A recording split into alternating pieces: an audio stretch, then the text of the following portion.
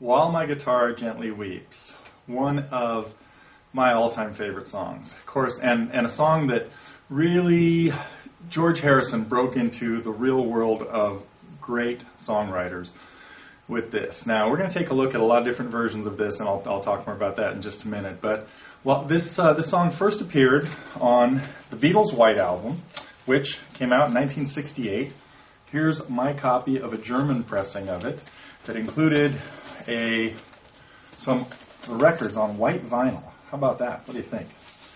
And came with a lot of really cool stuff. I'll go through the cool stuff in just a minute. But what we're going to do in this lesson is look at really just the rhythm guitar part to the way it went on the White Album, playing chords in the key of A minor and then bar chords in the key of A. So if you're up on your bar chords, two very simple strumming patterns. So we'll be hitting bass notes on the first and second beats and strumming through the chord with the rest. So we'll talk about a little bit of the theory of what's going on in the song a little bit later too.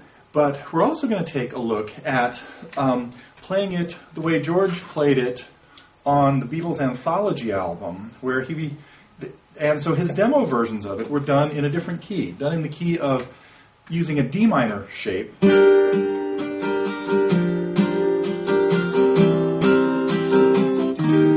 Had some different lyrics because the song was still kind of all under construction. Now he was writing this song in 1968, and there are some great collector's item versions of it out there on albums such as, well, you probably heard it on this one. The version I was playing right there was from Beatles Anthology 3, and so we're going to take a look at how he played it in that recording as well. Now, one of the things that really kind of fueled the whole Beatles Anthology project was some kind of unauthorized recordings. Here's one called Ultra Rare Tracks 3. This is really one of the first places where this recording of George playing this acoustic demo version appeared. It also appeared on another one by the famous Yellow Dog label called Unsurpassed Demos, which had a lot of acoustic versions of songs from the White Album. Now, all the Beatles, all four of them, even including Ringo, had been writing furiously in 1968, especially after they had spent some time in India. They came back with a lot of acoustic tunes. Paul had Blackbird and Mother Nature's Son, and John had Julia, and so there were a lot of just different things going on in the Beatles' career at that time and their lives. And so George came back with some really, really interesting songs that he recorded at his house in Esher. He had kind of this big old monstrous castle that was really cold and people froze and all kinds of things when they were staying there. But they did manage to record a lot of demo versions of songs that they were going to be playing then later, that they're going to be working on the White Album. So we will talk about different ways of playing it, as well as how he played it back then, and I'll save that for later. I have another lesson coming up on an acoustic guitar solo version of it.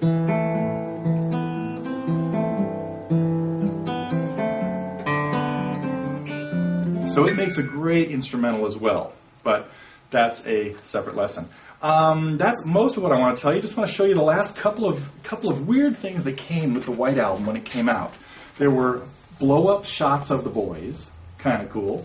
This was another little attachments that came out with the White Album. There was a poster. There were a couple of posters. There was this one, and I think on the reissued CDs, this actually has all the lyrics on the back as well. You can barely read them because it's really small. So this episode's turning into just too much show and tell of Neil's old junk floating around. I think this might have even come with it. If not, this came somewhere else. This had to be later. Oh, wrong album. But there was the famous Let It Be poster as well. So, okay, enough talking about all the stuff with George. We are not going to talk about the lead too much, although the lead, of course, in the song was played by Eric Clapton, partly because the Beatles were not getting along really well. There was a lot of stress and things going on in the studio as they were working on this album in particular. And when George brought Eric in as the first real guest to come in and play any solos on guitar on anything by the Beatles, it really only happened one time later, the next year, when they brought in Billy Preston to add some keyboards on the Let It Be stuff. But it put everybody really on their best behavior. And that was that really kind of was a turning point for this, for them to bring in Eric and have him play a solo. Now, it also led to kind of a weird thing where a little bit later, when George really kind of threatened to quit the band, John wanted to get Eric in to replace George and become the lead guitar player for the Beatles, which would have been its own interesting set of things. So, okay, enough background and foreground and all that other stuff for While My Guitar Gently Weeps. Let's take a little theory look at the chord progressions and then get into really how to play the song.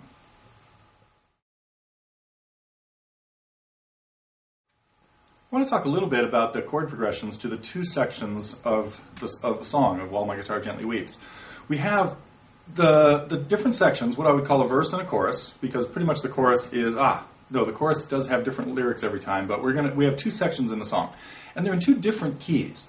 The verse, the first thing we hear, is in the key of A minor and has a very familiar theme in that we're hearing descending bass notes. The rhythm guitar part, then, to really the studio version, is really straightforward. It's a campfire song. All you have to do is strum through the chords. So you do have to have you have to be able to change chords pretty well. The ability to change chords and keep a strumming pattern going. So all I want to talk about here is the two different things I like to do as far as strumming this song goes. When you're playing the verse, the A minor section, we'll run through the chords in just a second. What I want to do is have, on the first two beats, hit in the vicinity of the bass notes. Now, that means I'm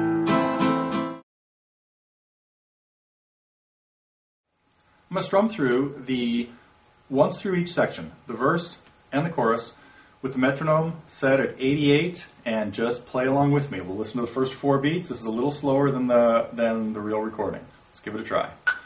2, 3, 4.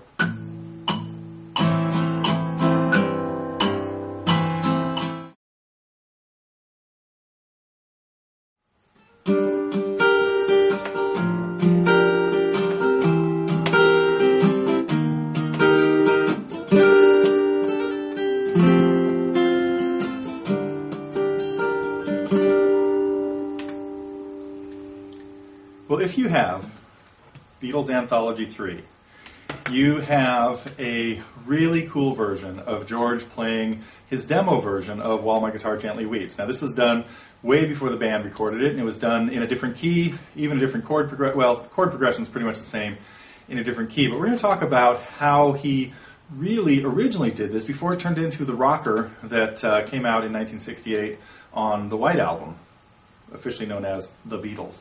Anyway, in this one, he plays it capoed at the 4th, although I believe he actually capoed it to the 4th. Did I just say the 4th?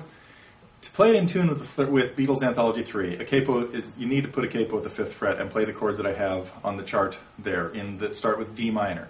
I believe he actually played it at the 4th fret, and it's been sped up because his voice sounds a little strange in this one, a little wimpy, a little thinner than usual.